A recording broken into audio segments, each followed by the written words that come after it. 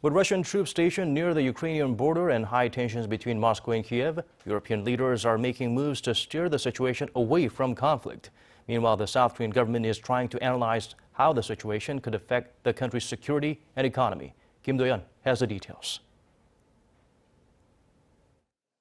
European leaders are making efforts to ease the ongoing conflict between Russia and Ukraine.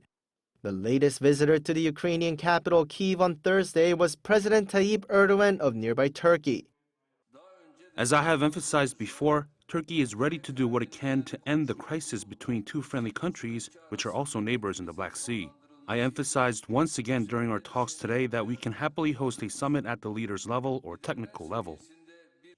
Meanwhile, French President Emmanuel Macron prepared a fourth phone call in a week with Putin, and German Chancellor Olaf Scholz said he was planning a trip to Moscow.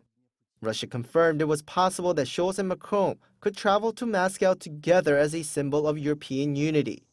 The two are joint signatories to the Minsk agreements, the stalled 2015 deal designed to bring peace and autonomy to the Russian-supporting eastern Ukraine.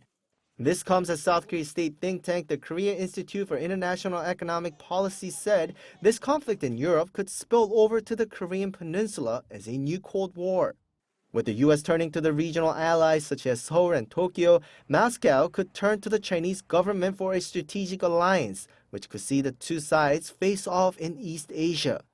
In terms of the economic impact to the country, the South Korean government assessed that there will not be much of a direct hit. Despite the recent heightened tensions, the economic impact for now seems limited. First, energy and raw material prices saw bigger changes, but that isn't solely directly related to the Ukrainian border crisis.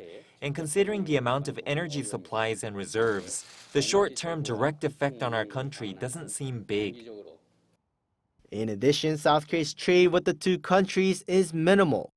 Despite this, the government said that the country should be aware of the impact the conflict could have on the global stage, such as supply chain issues as well as the possible impact on global economic growth due to the unrest. Do-yeon, Arirang News.